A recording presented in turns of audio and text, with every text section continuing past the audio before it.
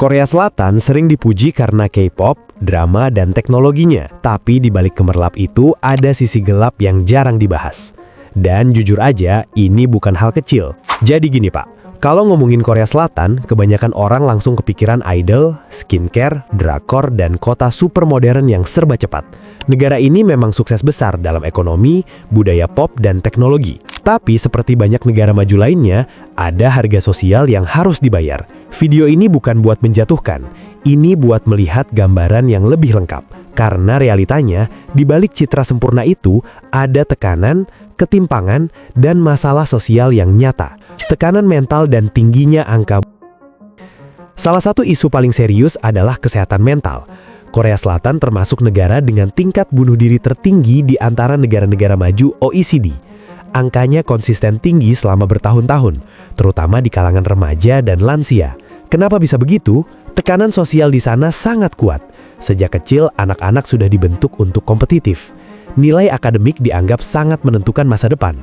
Masuk universitas top seperti SYK atau Seoul National University, Korea University, dan Yonsei University bukan cuma soal pendidikan, tapi soal status sosial. Ujian masuk perguruan tinggi atau Suneng bahkan sampai mempengaruhi aktivitas nasional. Pesawat ditunda lepas landas agar siswa bisa fokus saat ujian listening. Bayangin betapa seriusnya. Masalahnya, ketika standar sukses ditentukan sangat sempit, ruang untuk gagal jadi terasa hampir tidak ada. Banyak anak muda merasa kalau mereka tidak lolos ke jalur ideal, hidupnya sudah tamat. Pola pikir seperti ini jelas berbahaya. Belum lagi budaya membandingkan diri. Media sosial, standar keluarga, dan ekspektasi lingkungan bikin tekanan makin berat. Kesehatan mental sering dianggap hal pribadi yang memalukan untuk dibicarakan. Stigma terhadap terapi dan konsultasi psikolog masih ada, meski perlahan mulai berubah. Menurut gue, ini contoh klasik ketika masyarakat terlalu fokus pada hasil, tapi kurang peduli proses dan kesejahteraan individu. Ambisi itu bagus, tapi kalau sampai mengorbankan kesehatan mental generasi mudanya, itu bukan kemajuan, itu alarm. Budaya kerja dan sekolah yang kompetitif. Budaya kerja di Korea Selatan terkenal keras, jam kerja panjang sudah jadi biasa. Istilah pali-pali atau cepat-cepat mencerminkan ritme hidup yang serba cepat dan penuh tekanan. Banyak pekerja merasa harus lembur demi menunjukkan loyalitas. Meskipun pemerintah sudah mencoba membatasi jam kerja maksimal per minggu, praktik di lapangan tidak selalu ideal. Di sisi pendidikan, siswa sekolah sering belajar dari pagi sampai malam. Setelah sekolah formal, mereka lanjut ke hagwon, yaitu tempat les tambahan. Ada yang baru pulang jam 10 atau 11 malam. Bayangin, jadi remaja dengan jadwal seperti itu setiap hari. Tekanan ini bisa memicu stres, kecemasan, dan burnout sejak usia muda. Dalam lingkungan yang sangat kompetitif, perundungan juga bisa terjadi, terutama terhadap mereka yang dianggap berbeda atau kurang berprestasi. Masalah bullying di Korea Selatan bukan isu kecil. Beberapa kasus besar bahkan menyeret figur publik. Tekanan sosial dan budaya hierarki membuat korban kadang sulit bersuara. Ini yang sering tidak terlihat dari luar. Kita cuma lihat hasil akhirnya, siswa pintar, pekerja produktif, ekonomi maju. Tapi jarang melihat kelelahan kolektif di baliknya. Sisi kelam industri hiburan.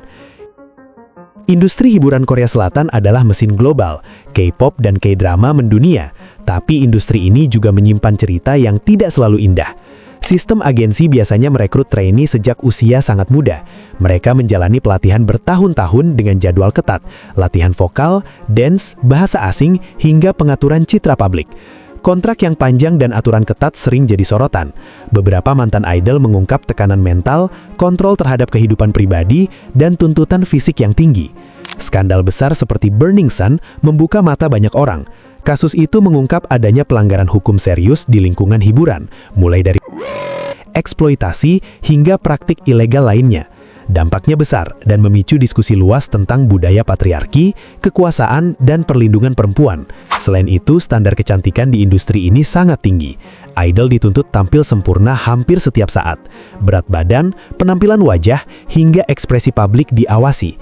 Menurut gue, kita sebagai penonton global juga punya peran. Kadang kita tanpa sadar ikut memperkuat standar yang tidak realistis. Kita ingin idol selalu flawless, selalu bahagia, selalu produktif. Padahal mereka manusia biasa. Standar kecantikan dan operasi plastik. Korea Selatan dikenal sebagai salah satu pusat operasi plastik dunia. Di Seoul, klinik kecantikan mudah ditemukan, terutama di area seperti Gangnam. Budaya Korean beauty standard sangat kuat. Kulit putih, wajah kecil, hidung mancung, rahang tirus, mata besar dengan lipatan kelopak yang jelas, standar ini begitu dominan sampai dianggap normal. Tekanan tampil sesuai standar ini tidak hanya dialami selebriti, tapi juga masyarakat umum. Foto lamaran kerja sering diminta menyertakan foto wajah. Penampilan bisa mempengaruhi peluang karir. Operasi plastik memang pilihan pribadi, tidak ada yang salah dengan itu. Tapi ketika seseorang merasa harus mengubah dirinya demi diterima secara sosial, itu menunjukkan ada tekanan struktural. Fenomena ini memperlihatkan betapa kuatnya budaya visual di Korea Selatan. Identitas dan nilai diri sering dikaitkan dengan penampilan luar. Dan jujur aja, standar kecantikan yang terlalu sempit bikin banyak orang merasa tidak cukup. Padahal definisi cantik dan tampan seharusnya luas. Diskriminasi dan isu sosial.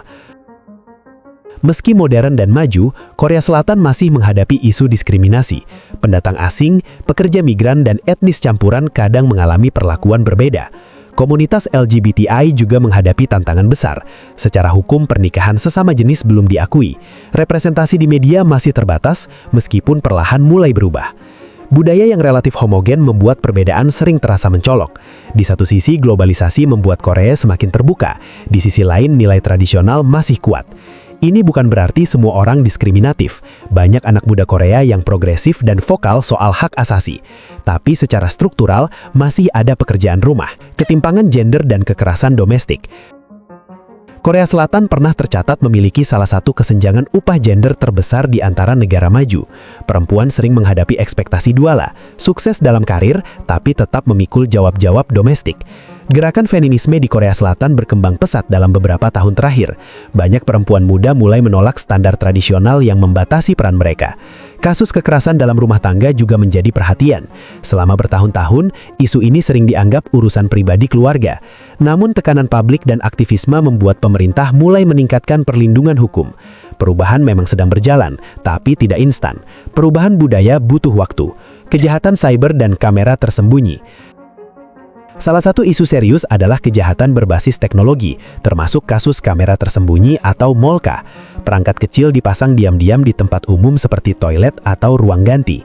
Kasus ini memicu protes besar-besaran dari perempuan Korea beberapa tahun lalu. Mereka menuntut perlindungan lebih kuat dan penegakan hukum yang tegas. Teknologi yang seharusnya memudahkan hidup justru bisa disalahgunakan. Dan ini jadi pengingat bahwa kemajuan digital tidak selalu sejalan dengan keamanan sosial. Terima kasih sudah menonton sampai habis. Jangan lupa nonton video lainnya juga ya.